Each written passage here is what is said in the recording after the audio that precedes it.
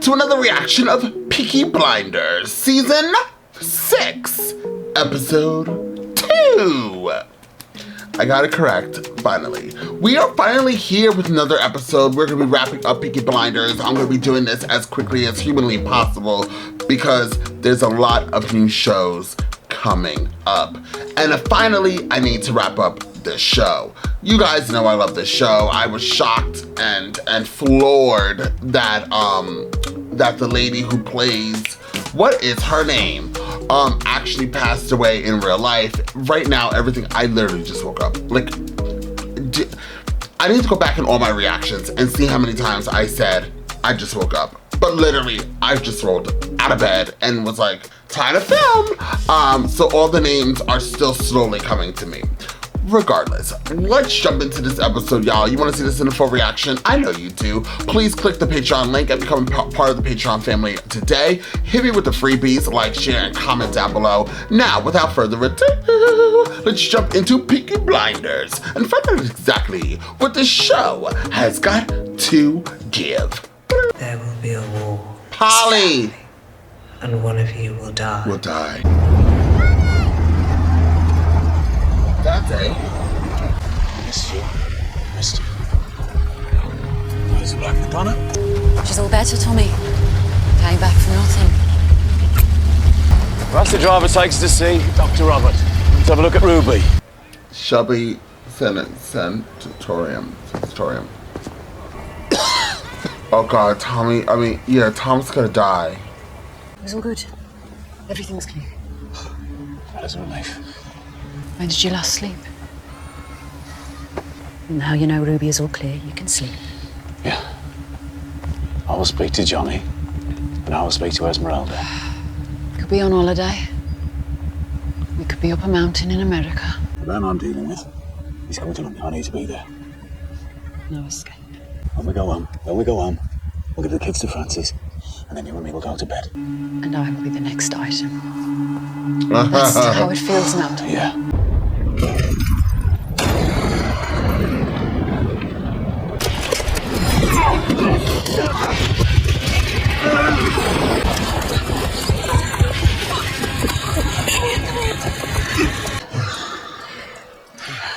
Oh my gosh. It's 4 years. 1 month and 6 days. Since I had a drink. My head is clear. You need to see a doctor. I've worked it now. I gotta keep going until this Boston business is done. Then we rest. We have a surprise. What? He just arrived back from a trade mission to America. Comrades, your Labour representative for South Birmingham, Mr. Thomas Shelby, MP. On the train from London, a message from Westminster. Excuse me? You must be silent. What? Absolutely not. Say nothing about hunger. Say nothing about jobs.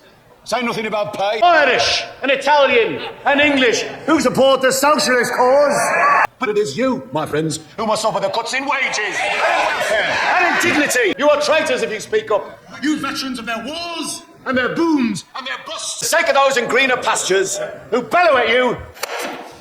Silence! Not this Englishman.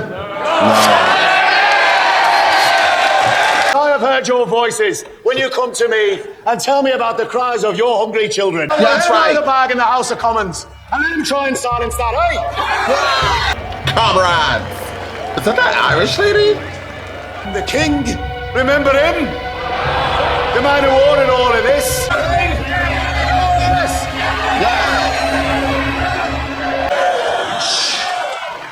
Push you working men and women. Silence. Save your voices. You're gonna need them. On Saturday when we rally together.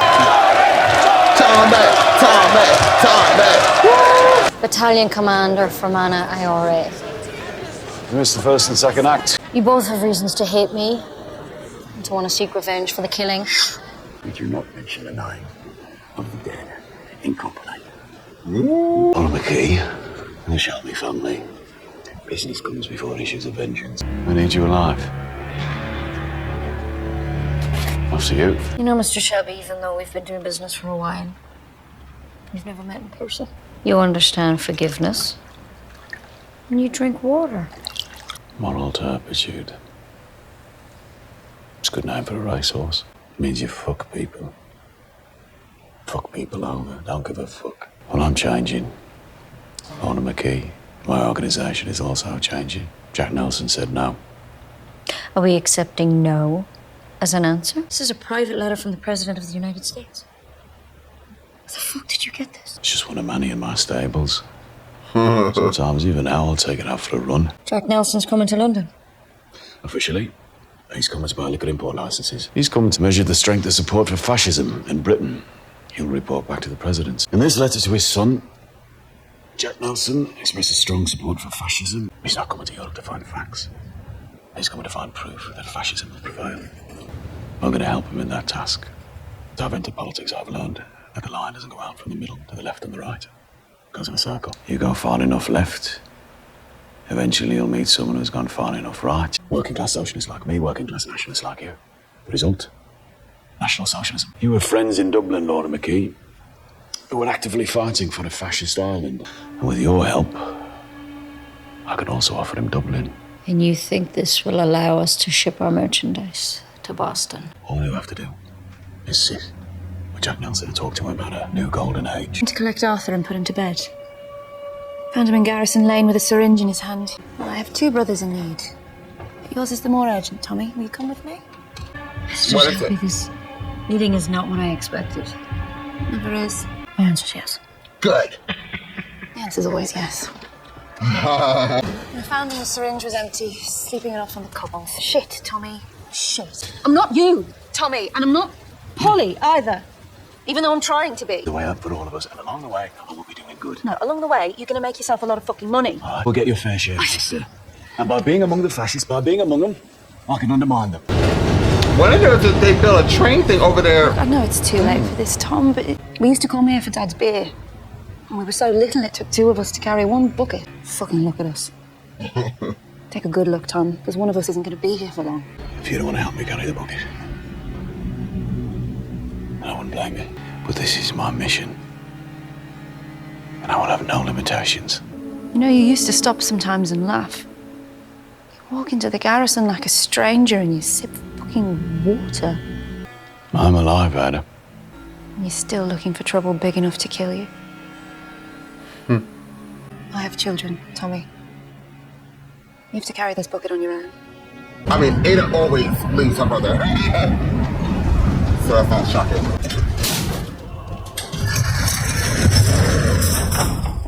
Oh, and Mr. Solomons no longer tolerates the smoking of tobacco in his presence. Uh-huh. Look at all that. I always thought that opera was just fat people fucking shouting. Reminds me of crying out at Italian soldiers when they had my bayonet inside them. Do not like that. No, no. You're not told I have a condition. I've withdrawn. Let you spend your days alone, obsessing about opera singers. Opera is not fucking singing, is it? And I do not allow smoking because I do need to see fucking clearly. All right. Since you've been sat here writing your opera, Charles Solomons, your uncle, he ran all the narcotics, bootlegging, prostitution. He was shot in the cotton club, in the lavatory. By men that you know. My opera is called America. America is my fucking masterpiece. Once the big man who ran Camden town can't even extinguish another man's cigarettes. You need favours, Alfie? I need a fucking final act, right? Just a final fucking act. Why don't you sit down and have a listen, eh? I have 5 tons of pure, refined opium. I have safe storage off the coast of Canada. The income would be immediate and would shift the balance of power in Boston back in favour of the Solomons family. In the final act that I'm giving you, Alfie, it is you who takes the revenge. The Irish are being difficult. The Italians are not an option. Also, Alfie, you are my friend. I'll take him, knock him down. Build houses for the needy, the deserving. Once saw an Irishman arguing with the statue of Oliver Cromwell in Parliament Square. He punched the statue on the nose and broke his fucking hand. I remember so much about what happened 200 years ago that you just can't remember what fucking happened last night. How much is a ton? Johnny? Jack says a few more weeks. And you'll be free. Okay, we say goodbye. When you go to London, Stay away from the devil. Block your fucking ears if you have to. Don't worry about Tommy Shelby. I have no interest in a dead man. If anyone's going to kill Tommy Shelby, It will be you. I know. Let the kid do it. And in return, he can collect the cash. The Tommy won't. The devil will be dead. The future belongs to us. I'll be wide awake in my big, wide bed. And you'll be wide awake in this prison cell. And our souls will come together. And we'll fuck. That's romantic. I won't need an alarm clock. Because we trust each other.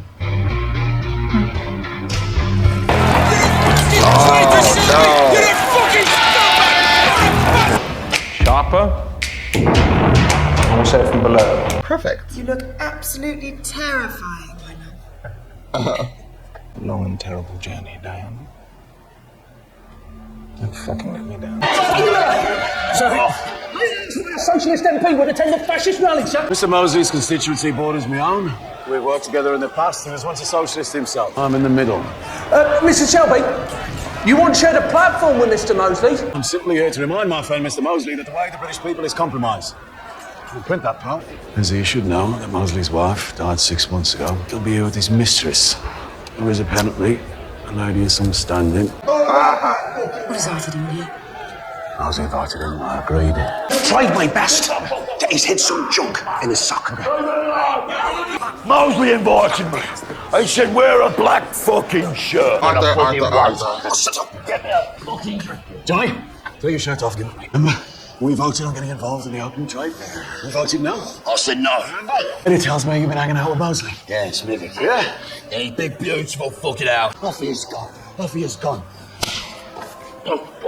Rag and bone. I have to move between left and right, light and shade. And maintain the trust of both. And I cannot have my brother wearing a fucking black shirt. What I do is take care of you. I just got decisions to make about working with us. He doesn't know which fault. Busy, you go with Johnny. Johnny, take Lizzie to a suite. But I don't have an invitation. Johnny, you're wearing a fucking black shirt. You can do what you like. Before I went to America, I wrote a letter. Yeah, which?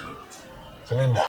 Linda, as a Christian woman, you believe in forgiveness. As a Christian woman, I do believe in forgiveness. Yeah, the word do is underlined. Arthur, I'm not Christian.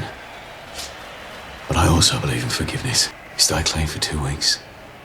I'll write Linda another letter. Because I know where she is. Look at your smile, brother.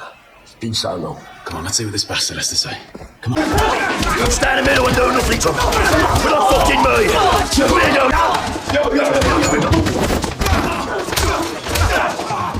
Lizzie, relax. Me? You get him home. This time, check his fucking socks. Tommy, we should get out now. Forget this American business. We've got enough. Has truly earned your adulation. The future Prime Minister of this great country, Sir Oswald Mosley.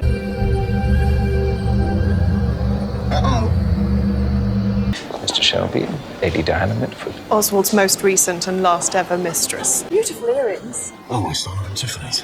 Actually, he bought the earrings in Paris. Hey, you prefer Berlin? Oswald and I are going to marry there, aren't we, Oswald? We men go off and discuss business while you women wait around looking glamorous. But Mr. Shelby, if it's business, Diana is the engine of my enterprise. It's the modern way, Mr. Shelby. I prefer liberated Elizabeth. She must be part of this. She's been all the way to Paris, so she is a woman of the world. Bravo. Only 3. Because I know these days Mr. Shelby doesn't. Our friend in Berlin doesn't either. Officially, Jack Nelson is in London to buy import licenses. As you can see from this private letter, he is far from a neutral point of view. Elizabeth, do you even know why the bridge to President Roosevelt is so important? No, I don't really know much about this business at all. But I have fucked your future husband, so I know lots of things about it. Oops! Mr. Shelby, from now on, can I call you Thomas? If you like. Before this enterprise goes any further, you really must do something about your wife. Mr. Shelby. Who are you? Mr. Nelson? I came early. I hoped that by suggesting we meet in church, it might make us both more cautious with lives and trouble. It was the way the Catholics are treated in my country that made me angry. What made you angry? You and this storyline. Slowness. Did they mess with you when you were small? Some man in the shadows. First man I killed was a priest. A Prussian boy with green eyes. He was already underground. When'd you last kill a man, Mr. Shelby? 4 years ago. His name was Thomas Shelby. You want me to allow you to enter my city and deal narcotics that'll kill people. It's said that whiskey disproportionately kills more of our Catholic brothers and sisters. In return, there are people in England who you think I should meet? Yes. Yes, like mine. In America, we like labels. An aspiration. Here, Shelby labels are favored by the working class. Indeed, in fact, of which I'm very proud. There are some people in this country who I'd like to meet. Fascists. Not the ones in boots and black shirts, the ones in tuxedos. For many years now, I've been working closely with Winston Churchill in many different capacities.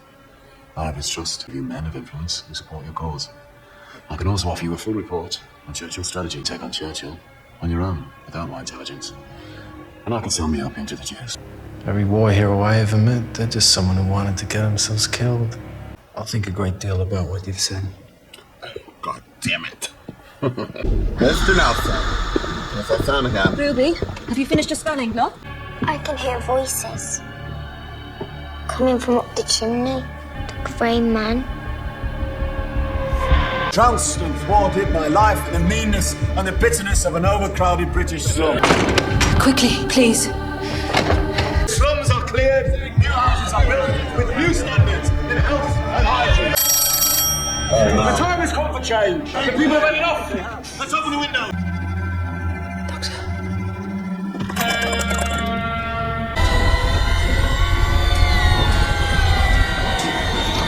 He's staring at me, Daddy. I know, really nice. Stop the voices. Says he's coming for me. And he's coming with Daddy as well. Let's get out of station. Who the hell?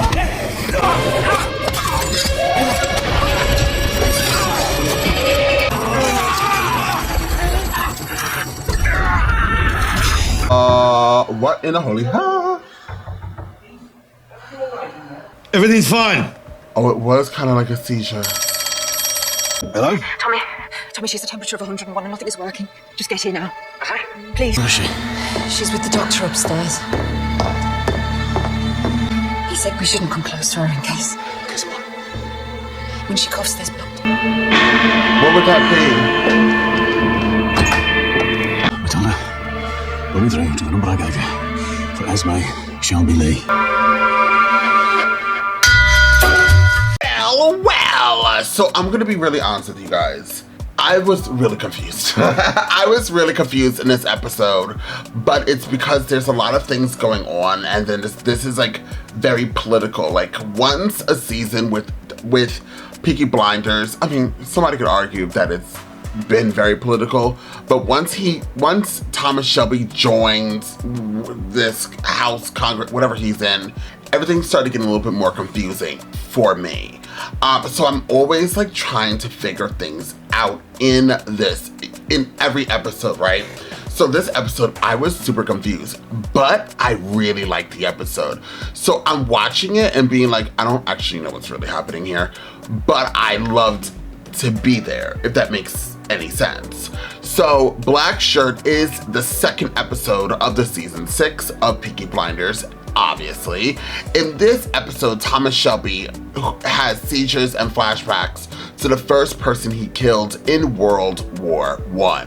So the person in gray, I was like, is that the person that Thomas was killing? But it isn't, I don't believe at all. But he did have like this little grayish, dark, muddy look on him. When we saw him fighting this person in there, right away I thought of Thomas Shelby at that moment having a seizure and he's battling himself, kind of like, you know, his body's doing what his body's doing due to the seizure. And also because he mentioned that the last, well, no, he didn't mention the last person he killed. No, he said the first person he killed, right, was somebody in World War I, what we just talked about. So him going back and forth there and then seeing Thomas on the floor, I was like, oh my God, this is horrible. His daughter having all of these feelings or rituals, whatever, it made me think, I was like, okay, so what's going on with Ruby? Thomas also takes Ruby to his gypsy kin after she returns to her fever and says she's hearing voices. So Esme, we met Esme before? Didn't we meet Esme before and it was like in a valley or something like that. Like he gave her something. And he believes that his daughter has the power of second sight, just like Aunt Polly had, right? So now he's gonna go to Esme because I'm assuming he believes that his daughter has a curse on her for whatever reasons. Then we also have some other things that is happening on here. He also meets Laura McKee, also known as Captain Swing, who tells him he has a reputation for moral turpitude. I don't even know what that word means. Thomas also, we already talked about that. So we also met Laura McKee, and she's doing her big one. And then we also, Laura McKee, isn't Laura McKee, is she the Irish lady or is she she's the lady who's with, she's the person who's with Mosley. And I actually really liked her character as soon as we met her. She's very villainous. She gives off that flow. She gives off I'm crazy. And I feel like before we end this season, she's gonna die a gruesome death. By the way, we have the Irish lady, whatever her name is. We have Laura McKee, and then we also have Mike's wife, who also, all three of these women are, and then you have Lizzie. So you have 4 women in here that are very powerful and doing their own maneuvering in how the world is working for them. And their spouse, no shade, no tea. It has changed. Peaky Blinders has changed from season 1, where it was primarily only men, minus Polly.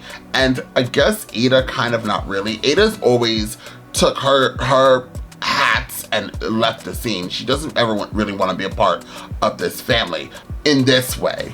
But it's changed from primarily men, drifted to very strong women being part of this show. Now, I always have my problems with Lizzie. No shade and absolutely a little bit of tea.